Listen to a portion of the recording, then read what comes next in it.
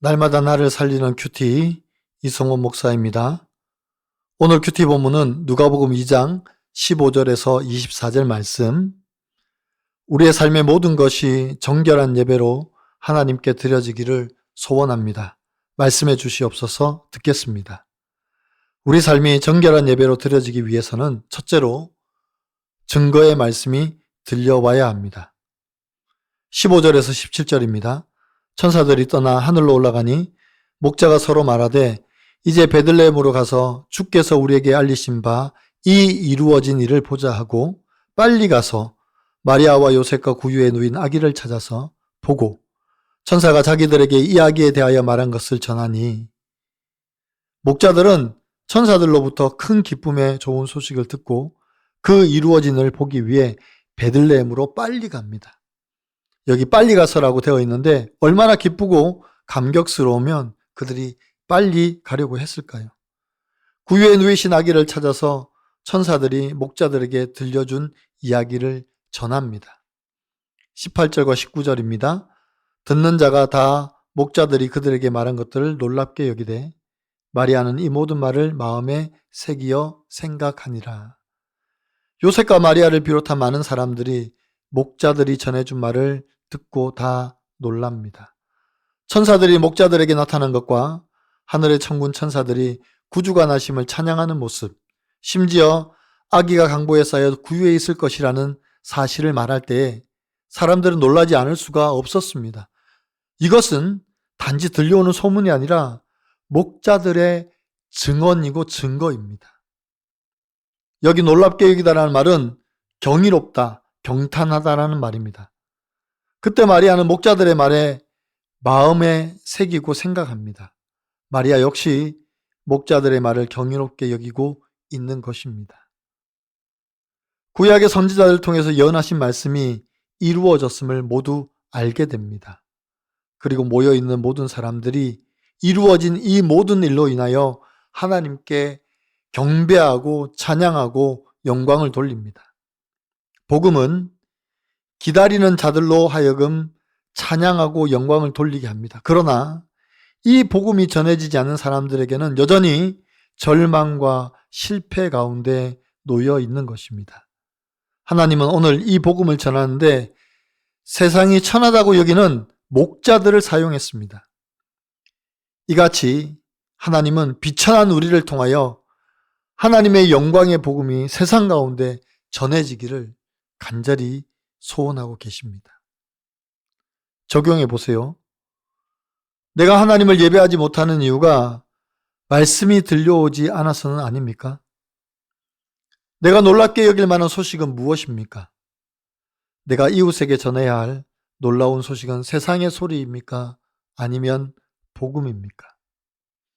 우리 삶이 정결한 예배로 드려지기 위해서는 둘째로 우리를 율법 아래에서 구원하신 예수님을 보아야 합니다. 21절과 22절입니다. 할례 8일이 되매 그 이름을 예수라 하니 곧 잉태하기 전에 천사가 일컬음 바르라. 모세의 법대로 정결 예식의 날이 참에 아기를 데리고 예루살렘으로 올라가니 아기 예수의 부모는 모세의 법대로 아들에게 정결 예식을 행하기 위해 예루살렘으로 올라갑니다. 이 정결 예식을 행하는 것은 장차 예수님이 율법의 완성자라는 사실을 증거하는 것입니다. 예수님은 율법 아래에 놓인 우리를 구원하시기 위해서 친히 자신이 율법 아래에서 태어나셨습니다. 그리고 모세의 율법에 따라 할례를 행했습니다. 갈라디아서 4장 4절과 5절에서 때가 참에 하나님이 그 아들을 보내사 여자에게 나게 하시고 율법 아래에 나게 하신 것은 율법 아래에 있는 자들을 속량하시고 우리로 아들의 명분을 얻게 하려 하심이라고 말씀합니다. 예수님께서 겸손히 율법을 지켜 행하는 것은 율법 아래에 있는 우리를 속량하시고 우리로 하나님의 자녀의 명분을 얻게 하시기 위함입니다. 우리는 예수님의 겸손을 배워야 합니다. 그래서 항상 내 죄가 내 앞에 놓여 있음을 잊지 않고 돌이켜 살아나야 합니다. 그럴 때 가정을 살리고 이웃도 살릴 수 있습니다. 내 죄를 보지 못하면 겸손해질 수가 없습니다. 교만은 패망의 선봉이고 넘어지면 앞잡이입니다. 내가 100% 죄인임을 인정할 때 하나님께서 우리에게 구속사를 이루어낼 사명을 주십니다. 여러분은 어떻습니까? 나는 그리스도를 본받아 살고 있습니까? 내 죄가 내 앞을 가려 여전히 교만하게 행하지는 않습니까?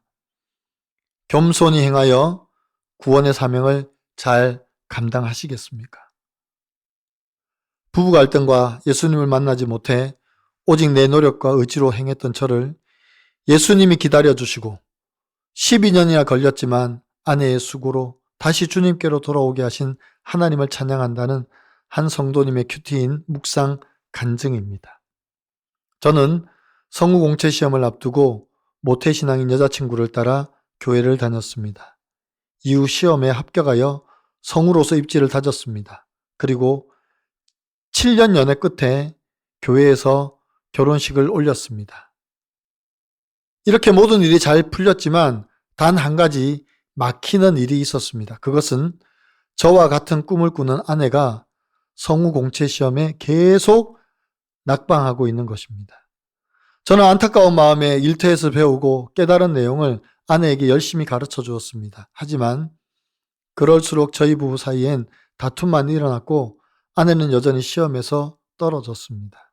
그러던 중 아내는 코로나19 시국에 둘째를 출산했고 조리원에서 외출을 허락받아 시험을 치렀는데 그런 악조건 속에서도 성우 공채 시험에 합격했습니다.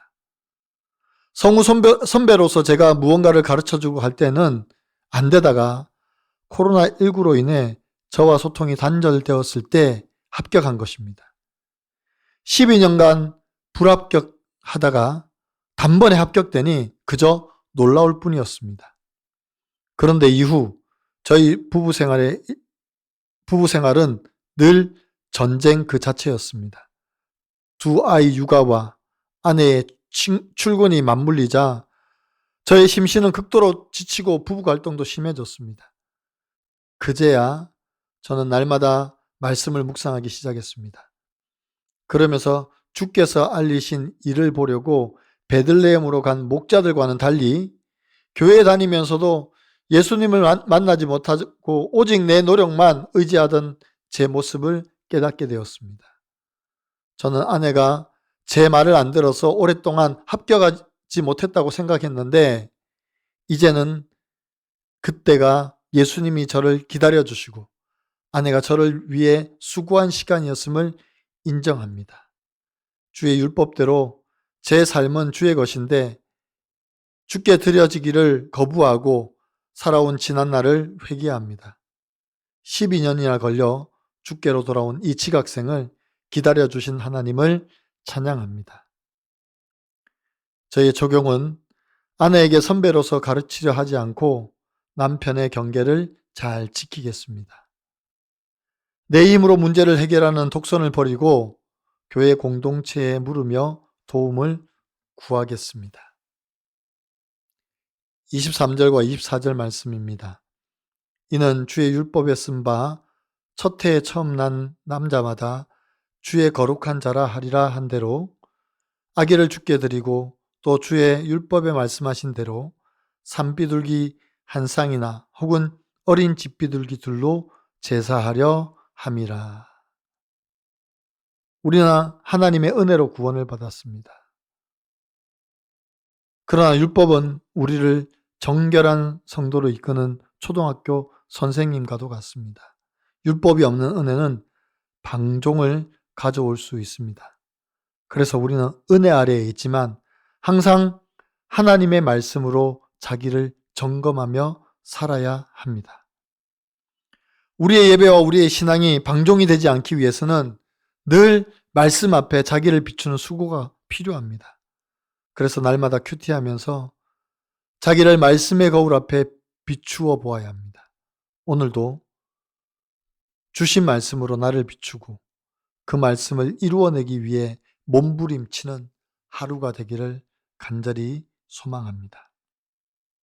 기도드립니다. 하나님, 천사들에게 큰 기쁨의 좋은 소식을 들은 목자들이 구유에 누인 아기 예수님을 뵙기 위해 베들레헴으로 빨리 갑니다. 얼마나 감격스러우면 그들이 빨리 가려고 했겠습니까? 얼마나 이 좋은 소식을 빨리 전하려고 했으면 그들이 빨리 갔겠습니까? 주님, 우리도 목자들과 같이 이 감격스러운 소식을 내 가족과 내 이웃에게 전하게 도와주시옵소서. 그래서 이 구원의 소식을 들은 모든 사람들이 하나님께로 돌아와서 하나님을 예배하고 하나님을 찬양하고 하나님께만 영광 돌리게 하여 주시옵소서. 예수님께서 모세의 율법에 따라 정결 예식을 행한 것처럼 우리도 늘 말씀 앞에서 나를 비추어 보게 하시고 순결함과 거룩함으로 하나님 앞에 서는 저희들 되게 하여 주시옵소서. 뿐만 아니라 이웃에게도 정직함과 깨끗함으로 본을 보이게 하여 돌이키고 살찌어다라는 말씀과 같이 날마다 큐티하면서 나를 살리며 하나님만 바라보며 감사하며 예배하는 저희들이 되게 하여 주시옵소서. 예수님의 이름으로 기도드리옵나이다. 아멘.